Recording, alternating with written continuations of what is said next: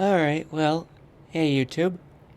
So in this video I wanted to show you a couple of really interesting vibrato effects that I have applied to a recording of bagpipes. Now, first thing, before we get to the vibrato, the type of bagpipe music is called pibaireachd, or technically pronounced pibaireachd. Piobaireachd, pibaireachd. So for any of you people who are classical singers, like opera singers and stuff like that, if you know you probably know what a German CH sounds like. That's what pibaireachd in the word pibaireachd. And the only way to convey pibaireachd, the only way to pass down a tune from one piper to the next, is by the use of what's called countrach. And countrach is Cantairieachd, countrach. And I think it means singing in Scottish. I'm not exactly sure. I don't speak Scottish Gaelic. But anyway. So I wanted to show you a couple of vibrato effects that I have applied to a recording of pibaireachd. Now, first of all, it's not me playing, so just bear that in mind. Now, first, I'd like to show you what the original sounds like. And it's a sample of the tune called Too Long in This Condition. And I don't know why it was named that way, but it's an interesting name. So here we go. Here's the original version of Too Long in This Condition. Now, this is only part of it, so if you expect to hear the whole tune, you won't. This is only the first couple lines of the tune. So here we go, the original version.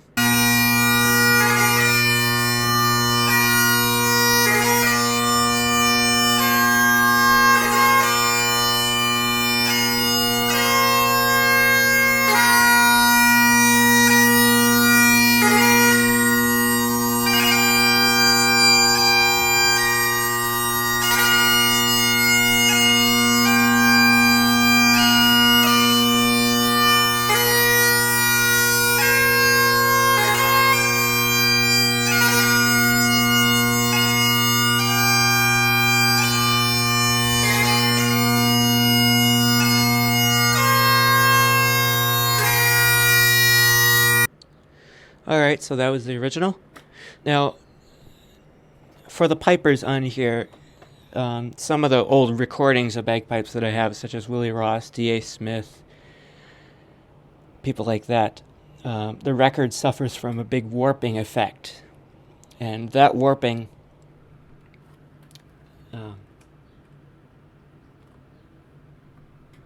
effect is where the pitch slides up and down with the speed of the revolution of the record. So you get this kind of kind of sound, which is not really acceptable because, to me, gives the impression that the piper is an unsteady blower. So what I had to do was to correct that warping was to use a vibrato effect by setting it at a really slow speed so that every time the warp would go down, the vibrato would raise it up. And then if the warp would go up, the vibrato would pull it back down, so the pitch would remain the same. Because if your vibrato and the warp cancel each other out, the pitch is going to remain the same. So that's how I've corrected the warping on the old records. And with this vibrato effect, I discovered that you can actually apply different vibratos to it. You can apply a vibrato, you can apply a volume vibrato, different speeds, different depths, and stuff like that. And once I heard the great, absolutely wonderful, great voice of Laura Bretan when she was 13, I was like, oh my gosh, this is the best vibrato ever. I'm going to have to convince my girlfriend to develop a vibrato just like that. And she did. Unfortunately, I do not have a recording of her doing this, but there's nothing really to be jealous of anymore because my girlfriend Deborah has an identical vibrato to when Laura Bretan had a vibrato in 2015 when she was only 13. Anyway, so I've discovered that I have built this vibrato effect to sound like both Laura Bretan and another girl that I've uploaded to my channel, Cecilia Brady, who also has a really phenomenal singing voice. with a volume vibrato and everything. So I know you may think that I'm trying to be like critical or anything, or like maybe not critical, but kind of like kind of imitating things. But if you don't like it, well, I'm sorry about that. But Laura, I'm just I just wanted to show other people, including you, what bagpipes would sound like if they were put through various vibrato effects. So I have one for Laura Bretan, I have another for Cecilia Brady, and then I have another one for another singer called Nicola Klein actually, and she too has a great vibrato. So I'm going to start out by showing you the Laura Bretan effect. So here we go. Get ready for it. Here we go.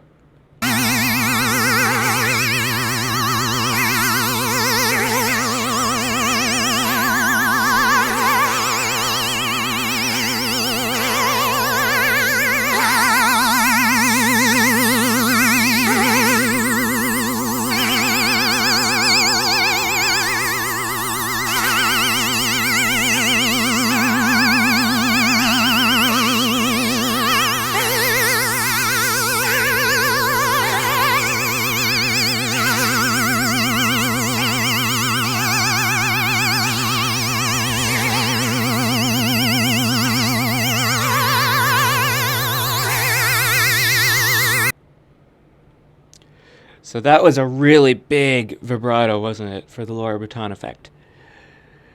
And I think it makes it sound epic. Sure, there is the drone there, but the chanter, which is the part of the bagpipe that plays the melody, to me that sounds like almost like Laura Bretan. It's like if Laura Bretan were to ever do counter. And then I've got the one for Cecilia, so I'll show you the one for Cecilia next. So here we go. It'll be a little different than the Laura Bretan effect, so just be aware of that. So here's Cecilia's vibrato.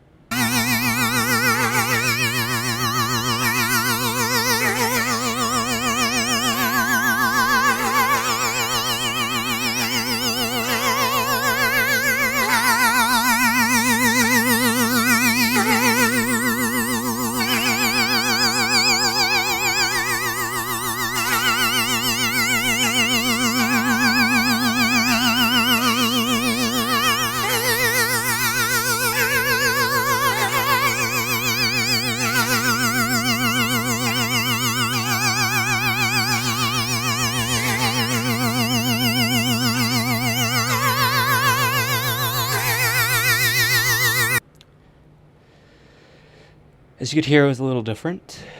And then the last one I want to show you is Nicola Klein. I use a screen reader, and screen readers convert text to speech, and they sometimes mispronounce last names. I do know how Laura Bretan's name is pronounced because I heard it on the video. It says Breton, but who would ever say Breton? So it's like, okay, I'll have to correct it, and I did. But I haven't corrected it for Nicola yet. So anyway, Nicola's vibrato is next.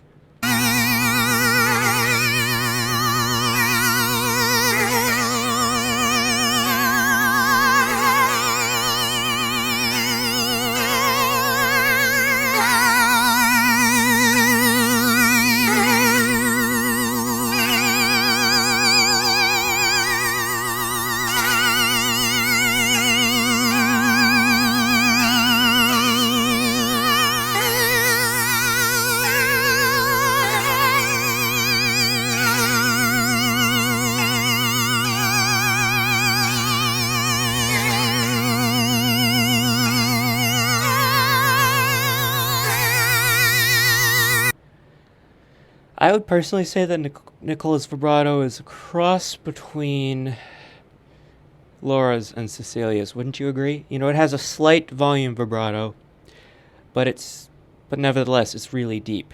Deep meaning the pitch varies a lot, quite considerably. For example, Laura Bretan has as far as I've heard, has the deepest yet fastest vibrato. And I'm a big fan of fast vibrato because it seems like a lot of people a lot of singers, including vocal coaches, are advocating for a slower vibrato. They often say, like, well, a slow vibrato sounds better than a fast vibrato, or maybe like, well, you can't have a fast vibrato because it's going to sound bad. You know what's going to happen? I'll tell you. If the vibrato gets slow enough, we're going to have opera singers that sound exactly like fire trucks, and I am dead serious. And so this really puzzles me. Why do you want to slow the vibrato down? Because I don't like slow vibrato, and it's very rare to find people with a fast vibrato.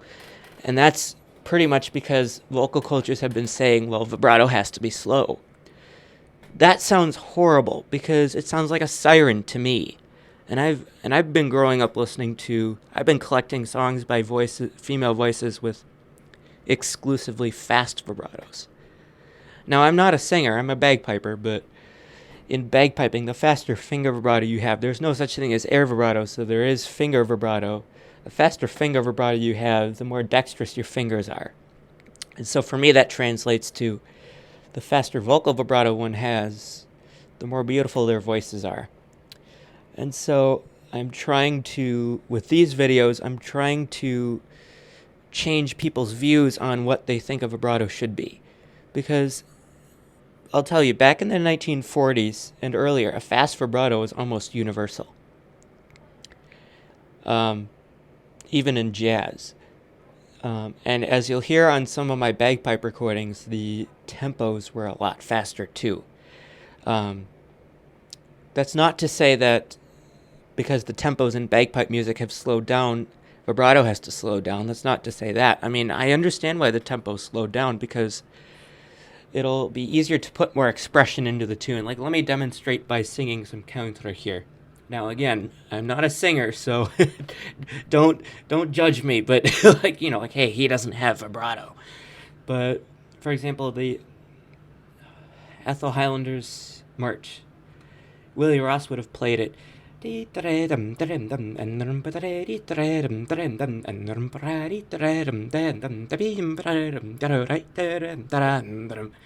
notice how it's more round. You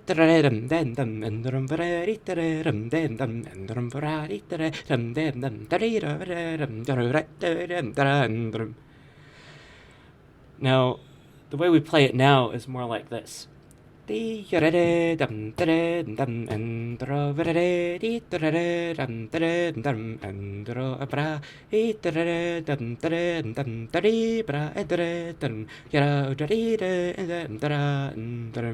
So you'll notice it's a little bit more expressive. We hold the notes longer, and it's easier to do that when you slow the tempo down. Another example is the jig. Patty's Leather Breeches is a really common jig. Willie Ross would have played it.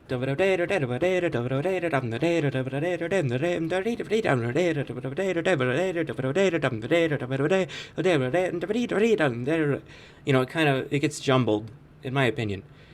But the way you play it now is so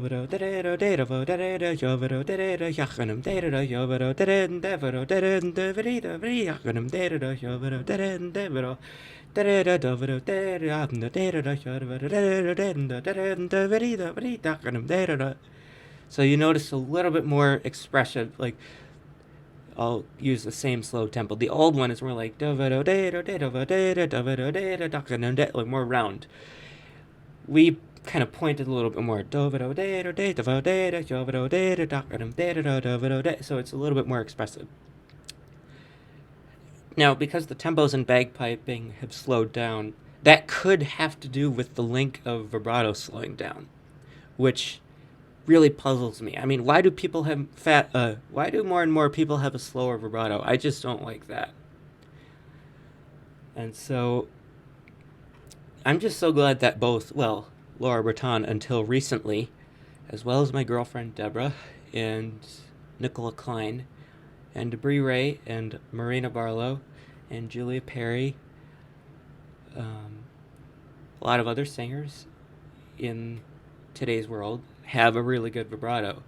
But, like I said, it's quite a rarity to hear a fast vibrato these days, and I don't like that. like, unfortunately, not to be picky or kind of not to discourage you or anything, Laura, but on your America's Got Talent performances, you had the best vibrato ever. Like the prayer, Pie Jesu, O mio bambino caro, performances like that. Now, when I heard your version of You'll Never Walk Alone that you uploaded quite recently compared to the AGT performances, I was kind of disappointed. I was like, wow, this vibrato is different for the worse. Why the haggis did it? I don't like to use the word hell, so I have to use the word haggis. Why the haggis did it slow down? It just puzzles me. I was shocked. Why do you want to make your vibrato worse? You had a good vibrato back then. Why make it worse? But then again, when I showed my girlfriend Deborah your vibrato, Laura, she and I were both so captivated with it that she decided to, okay, I will develop a vibrato that sounds exactly like her, which is what she did. Now, unfortunately, like I said, I don't have any recordings of Deborah singing, but her vibrato is identical. Now, when I showed her the version of You'll Never Walk Alone, Deborah was kind of like, well, there's nothing to be jealous of anymore, because I have a better vibrato than she does now. Not to be, again, this is not to be, offensive or anything. I don't like being offensive or critical to other people, but, sometimes it happens like that. Like for example, another example of worsening vibrato, Sarah Brightman, who had a really good vibrato in the 80s. Unfortunately, her vibrato has slowed down over the years, which to me is kind of like, oh no. Why are people's vibratos becoming worse and worse? So I'll let you hear a song where she uses a really good vibrato. This is The Last Rose of Summer, which is, by the way, I first heard it as a bagpipe tune. And I'm just going to show you the first line. Tis the last rose of summer, left blooming alone. All her lovely companions are faded and gone.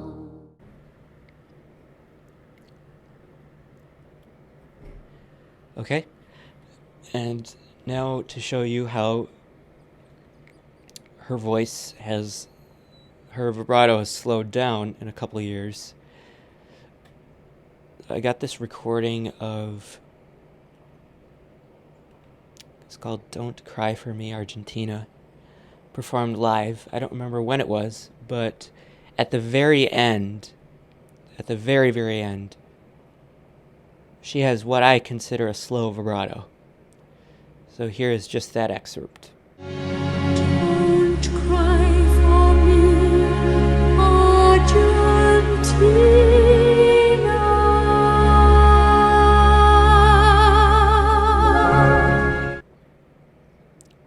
Do you notice a difference?